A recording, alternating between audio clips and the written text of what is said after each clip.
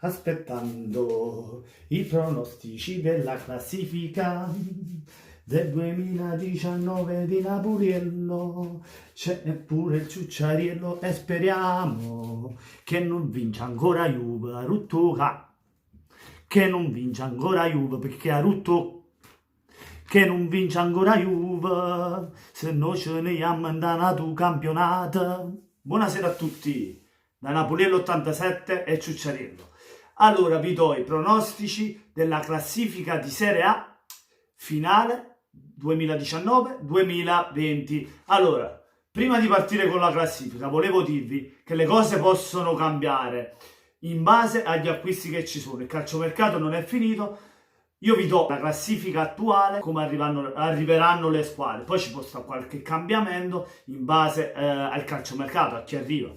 Allora, partiamo dal 20° posto, troviamo il Verona, è appena salito dalla Serie B, secondo me in Serie A troverà difficoltà perché ci sono tante squadre rinforzate. Attualmente il Verona non sembra che abbia preso dei grandi nomi, dei giocatori che possa garantirgli la salvezza e per questo la metto ultima, secondo me ritorna in Serie B.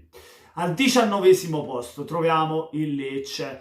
Mi dispiace per gli amici di Lecce, non me ne vogliano, però secondo me anche il Lecce pagherà tanto, diciamo, l'inesperienza in Serie A, è da tanto tempo che non vede la Serie A. Sono contento per il ritorno in Serie A del Lecce. Non basta la Padula, serve qualcosa di più a questo Lecce per poter rimanere in Serie A. Secondo me il Lecce 19° non si salverà. 18° il Brescia. Allora il Brescia perché? Perché secondo me il Brescia, nonostante abbia qualche giocatore importante, qualche giovane futuro della nazionale, un giovane interessante che potrebbe anche andare un giorno in qualche squadra grande, qualche big, Tonali e qualche altro giocatore ce l'ha il Brescia per poter dire la sua, però anche questo non basta. Il Brescia la metto qualche posizione sopra Lecce e Verona, ma anche lei retrocede per me. Al 17°, agli che dolore, troviamo la Spal, Ciucciareta, ricordo dolore e Spal. Allora, la Spal 17°, perché la Spal 17°, Ciucciareta? Perché secondo me ha perso qualcosa, ha perso qualche giocatore interessante, tipo Lazzari sui terzini, qualche giocatore l'ha perso. Ha la stessa base dell'anno scorso, ma secondo me ci sono troppe squadre che si sono rinforzate, la Spalla pagherà qualcosa e arriverà al 17°. Si salverà, però pagherà qualcosina. Al 16° troviamo il Bologna. Prima di tutto voglio dire una cosa. Spero che Mihajlovic torna presto in campo, lo aspettiamo il prima possibile al mister. Allora, parliamo del Bologna. Il Bologna ha fatto un grande girone di ritorno nel campionato scorso, arrivando 10° in classifica quando sembrava spacciato, una squadra che praticamente andava in Serie B, era fatta, tutti la davamo per una squadra che retrocedeva, invece così non è stato, ma quest'anno vedo tante squadre appunto che si sono rinforzate, il Bologna è rimasta più o meno la stessa e la metto 16°. Al 15° posto metto il Parma. Il Parma qualche acquisto buono l'ha fatto, ha confermato Sepe, ha confermato Bastoni, ha preso Inglese dal Napoli, che già aveva giocato anche lui nella scorsa stagione, come Grassi, ha preso qualche giocatore qui e lì, mi sembra ha preso anche ha confermato Kuzka che aveva preso, ha preso anche qualche altro centrocampista, mi sembra interessante, ora non ricordo, Caramo, una buona squadra e secondo me il Parma arriverà 15° in classifica. Al 14° posto il Sassuolo, che il Sassuolo negli ultimi anni, in questi anni, ha detto sempre la sua, con Berardi avanti, una squadra che ha un buon gioco, un allenatore come De Zerbi, che De Zerbi ha sempre dato veramente una bella manovra a questo Sassuolo. Dopo aver perso Di Francesco, ha trovato un allenatore capace di dare continuità alla squadra e secondo me il Sassuolo arriverà 14° in classifica. Al 13° posto troviamo l'Udinese. Metto l'Udinese al 13° posto perché? Perché l'Udinese trova un Okaka in forma, poi ha preso l'attaccante del Palermo, ex Palermo Nestorowski, ma ha tenuto De Paul, ha qualche giocatore interessante, ha preso anche un giocatore dal Real Madrid giovane, ora non mi viene il nome, comunque è una squadra interessante e secondo me può dire la sua, arrivando a metà classifica, non di più, un po' sotto la metà classifica. Al 12° posto la Fiorentina, Fiorentina che ha cambiato presidenza, è arrivato commisso, vuole confermare però dei giocatori tipo Chiesa, Pezzella è andato via, ha preso Boateng con un giocatore di esperienza, ovviamente con un'età diciamo verso la fine carriera, ma può dire ancora la sua. Secondo me ha perso Veretù, è vero, ha perso qualche giocatore interessante, però è una squadra che secondo me cambiando qualcosa può dire la sua, diciamo, non in alta classifica, perché secondo me manca per poter dare quella qualità, quel qualcosa in più. Poi gli è stato fregato, soffiato pure Nainggolan nel finale, magari avesse preso Nainggolan la mettevo più su in classifica. Il calciomercato ti cambia, no? Le posizioni in classifica, e secondo me non avendo preso Nainggolan, avendo preso, confermando Chiesa, avendo preso Lirole e Boateng, qualcosina ha fatto sul mercato, però più del 12° posto non gli voglio dare alla Viola. All'11° posto la Samp, la Sampdoria, mi sembra sta cambiando anche presidenza, mi sembra Vialli comprerà la Sampdoria che è una squadra ottima e anche nello scorso campionato l'ha dimostrato, arrivando nona mi sembra, non mi vorrei sbagliare. Secondo me quest'anno arriverà un po' più giù, perché appunto ci sono squadre che si sono un pochino più rinforzate, e la metto 11°, nonostante un Quagliarella che secondo me ha fatto benissimo la scorsa stagione, ma vedo molto difficile che si ripeterà la stagione che ha fatto Quagliarella. È tutta la Samp. Al 10° posto troviamo il Genoa che sembrava retrocedere l'anno scorso, con un biscotto che si sono presi Fiorentina e Genoa, si hanno fatto un biscotto, si hanno mangiato l'abbraccio, Pandistello, Baiocco, quello lì. Secondo me alla fine il Genoa, con degli acquisti importanti, sia in difesa, tipo Zapata dal Milan, poi ha preso Scione dell'Ajax, un acquisto molto interessante quello di Scione, un acquisto veramente che nessuno si aspettava, dove ha fatto gioire tutti i tifosi del Genoa. Allora, Scione, Saponara, lo stesso Zapata, è vero uscito Zukanovic, ma ha preso dei giocatori interessanti il Genoa, e secondo me il Genoa può dire la sua, arriverà a metà classifica, 10ª il Genoa. Al 9° posto la sorpresa per me di questo campionato, il Cagliari. Allora, il Cagliari nono, perché ha costruito un centrocampo interessante, un centrocampo bello da vedere, e secondo me ci darà molte sorprese in questo campionato. Veramente sarà dura giocare a Cagliari per quest'anno, col Castello.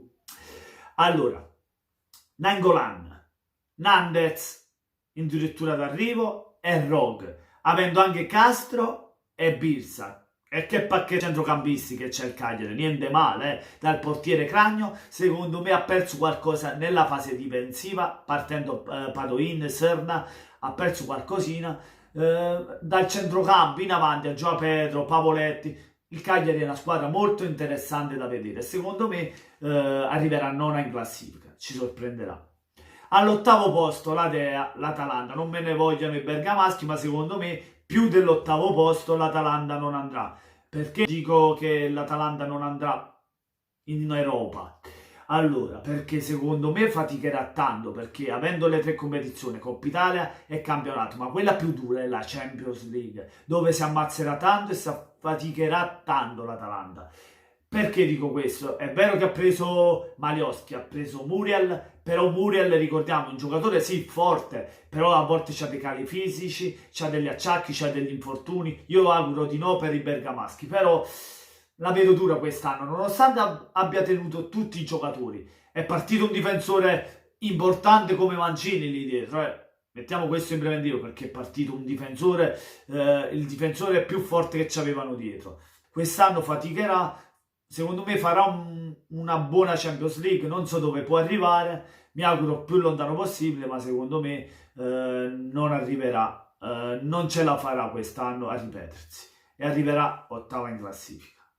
Al 7° posto metto il Torino, il Torino settima, mi sembra la stessa posizione, non mi vorrei sbagliare, mi sembra la stessa posizione o era sesta, comunque metto settimo il Torino per la base che ha, per la squadra che ha. Sono rimasti gli stessi, Berenguer, Baselli a centrocampo, in attacco Zaza ha confermato, lo stesso Belotti, il capitano, anzi ha aggiunto un difensore importante dietro da affiancare a Nkulù, Bonifazi, nazionale della Under 21 dell'Italia, niente male. Poi in porta c'hanno il portierone Sirigu che li ha salvati più di una volta e secondo me veramente un grande portiere che merita il primo posto da portiere nella nostra nazionale.